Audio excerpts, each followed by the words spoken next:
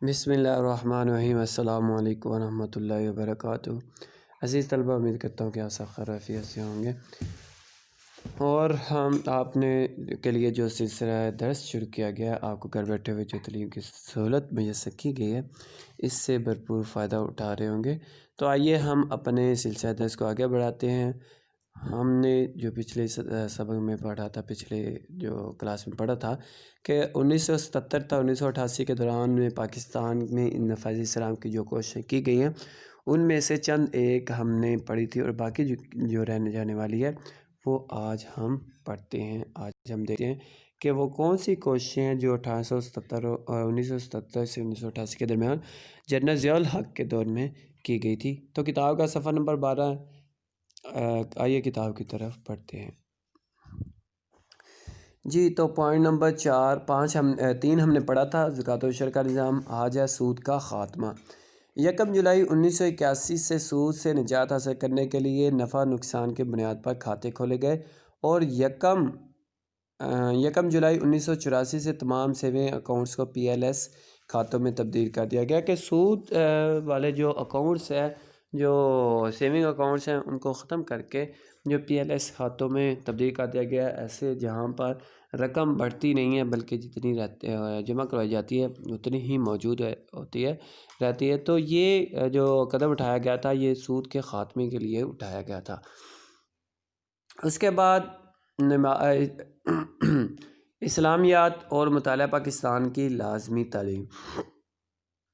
پاکستان کے تمام تعلیمی اداروں میں BA تک اسلامیات اور مطالعہ پاکستان کی تعلیم لازمی قرار دے دی گئی، کہ جتنے بھی پاکستان میں تعلیمی ادارے ہیں، چاہے وہ یونیورسٹی ہے یا اسکول اور کالجز ہیں، ان میں جو شروع سے لے کر BA تک اسلامیات اور مطالعہ پاکستان کو لازمی سبجیکٹ کے طور پر جو قرار دیا گیا۔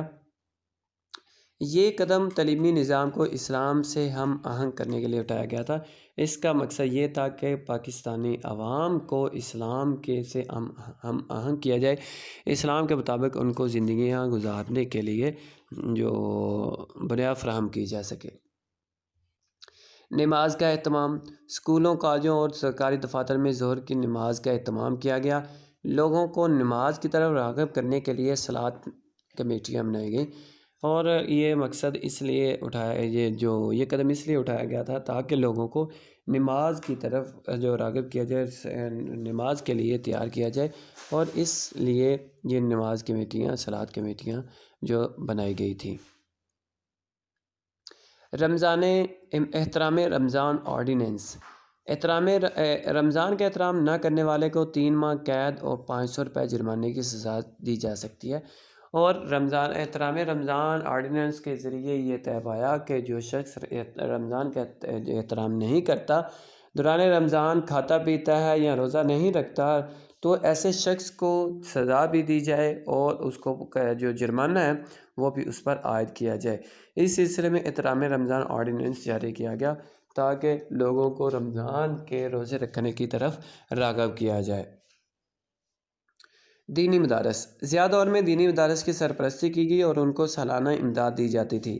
ان اداروں کی اسناد کو MA کے برابر درجہ دے دیا گیا، کہ جو دینی ادارے ہیں جہاں پہ دین کی تعلیم دی جاتی ہے، جو ضیاء الحق کے دور میں ان جو دینی ادارے تھے، ان کو سالانہ کی بنیاد پر وظیفہ دیا جاتا تھا، اور ان کی جو اسناد ہوتی تھی دینی اداروں کو، کہ ان کو MA کے برابر درجہ دیا گیا، تاکہ وہاں سے فارغ ہونے والے، جو فارغ التحصیل ہونے والے طلبہ ہیں، وہ بھی زندگی کے میدان میں دوسروں کے شانہ بشانہ چلیں۔ عربی کی لازمی تعلیم۔ اسکولوں میں جماعت ششم سے جماعت ہشتم تک عربی کی لازمی تعلیم قرار دے دی گئی، یعنی کہ 6 سے 8 تک کے لیے جو عربی زبان کی تعلیم لازمی قرار دے دی گئی، تاکہ لوگوں کو عربی سے جو واقفیت حاصل ہو، اور قرآن مجید اور حدیث رسول صلی اللہ علیہ وسلم کو پڑھنے کے لیے ان کو جو عربی سے واقفیت حاصل ہو۔ تو اس مقصد کے لیے یہ قدم اٹھایا گیا۔ بین الاقوامی اسلامی یونیورسٹی کا قیام۔ اسلامی قانون کے ہر پہلو پر تحقیق کرنے کے لیے 1981 سے اسلام آباد میں بین الاقوامی اسلامی یونیورسٹی نے کام شروع کیا۔ اس یونیورسٹی کے قیام کا مقصد یہ تھا تاکہ اسلام کے جو اصول ہیں ان کی تشریح کی جائے اور ان کو زندگی میں کس طرح اپلائی کرنا ہے، زندگی میں کس طرح لاگو کرنا ہے، یہ اس تمام بات کی تشریح کی جائے۔ شریعت فیکلٹی کا قیام۔ اسلام آباد کی قائد اعظم یونیورسٹی میں شریعت فیکلٹی قائم کی گئی، جہاں قرآن مجید، سنت نبوی اور فقہ پر مبنی قانون کی تدریس کا بندوبست کیا گیا۔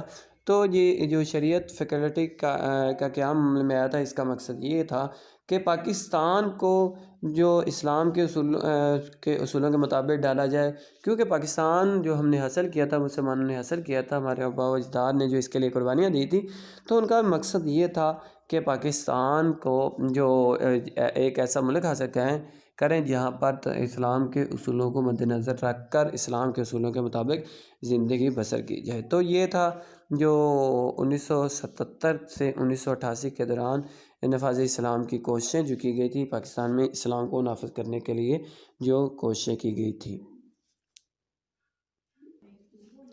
اس کے بعد آ جاتا ہے محمد خان جنیجو کا دور حکومت 1985 تا 1988۔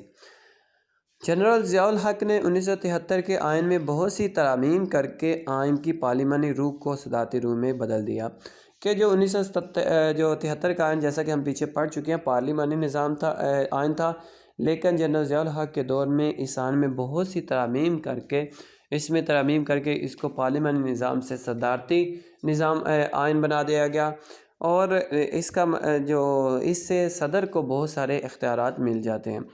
اس سے صدر کو بہت زیادہ اختیارات حاصل ہو گئے اور پارلیمنٹ کی بالادستی ختم ہو گئی، کہ وہ فیصلے جو پارلیمنٹ کے ارکان مل کر کیا کرتے تھے، وہ تمام کے تمام اختیارات صدر کو حاصل ہو گئے۔ صدر براہ راست وہ فیصلے کر سکتا تھا جو پارلیمنٹ کے ممبران کیا کرتے تھے۔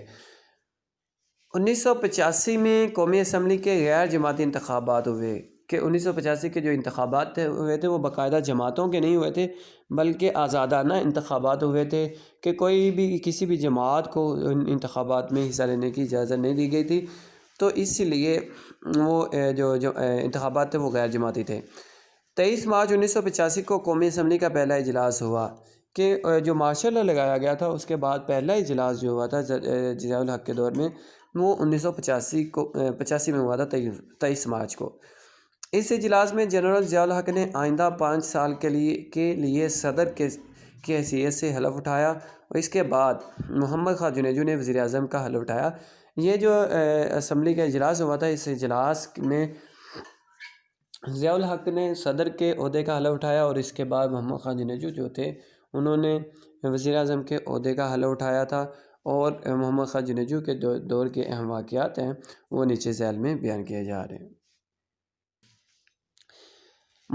سب سے پہلا جو اہم واقعہ تھا محمد خان جنیجو کے دور حکومت کا، وہ تھا مارشل لا اٹھانے کی قراردادیں، کہ مارشل لا کو ختم کرنے کے لیے جو قراردادیں منظور کی گئی اسمبلی میں۔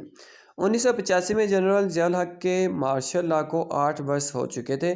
محمد خان جنیجو نے وزیر اعظم کا عہدہ سنبھالنے کے بعد کہا کہ مارشل لا کو ختم ہونا چاہیے، کہ 1985 تک 8 سال ہو چکے تھے، 1977 میں مارشل لا لگا تھا، 1988 تک جو مارشل لا ہی تھا۔ تو محمد خان جنیجو نے جب وزیر اعظم کا حلف اٹھایا، وزیر اعظم کا عہدہ سنبھالا، تو انہوں نے کہا کہ جو ملک میں مارشل لا نافذ ہے اس کو ختم ہونا چاہیے، اس کا خاتمہ کیا جائے۔ چنانچہ مارشل لا اٹھانے کی قراردادیں سینٹ، قومی اسمبلی اور صوبائی اسمبلیوں نے پاس کی۔ تو اس طرح محمد خان جنیجو کے کہنے پر صوبائی اسمبلیوں نے، قومی اسمبلی نے اور سینٹ نے اس کے خلاف قرارداد کو اٹھائے جانے کے خلاف جو قراردادیں تھیں وہ پیش کی، اور اسی طرح 30 دسمبر 1985 کو مارشل لا اٹھانے کا اعلان کر دیا گیا۔ بالآخر جو 1985 میں مارشل لا جو تھا وہ اٹھا دیا گیا۔ تو عزیز طلبہ، آج کے لیے اتنا کافی ہے۔ یہ جو پچھلا ہم نے سوال پڑھا ہے نفاذ اسلام کے لیے کس حصے میں کی گئی کوششیں، یہ امتحانی نقطہ نظر سے اہم سوال ہے، اور باقی بھی جو پڑھے ہیں یہ بھی اہم ہے، لیکن یہ جو باقی سوالات سے قدرے اہم ہے، تو اس کو اچھے طریقے سے کرنا ہے۔ عزیز طلبہ، آج کی آپ کی جو ڈائری ہے وہ 1977 سے 1988 کے دوران پاکستان میں نفاذ اسلام کے جو اہم پہلو ہیں وہ یاد کرنے۔ اگلے سبق تک کے لیے اپنا بہت سارا خیال رکھیے گا۔ اللہ تعالی ہم سب کا حامی و ناصر و آمین۔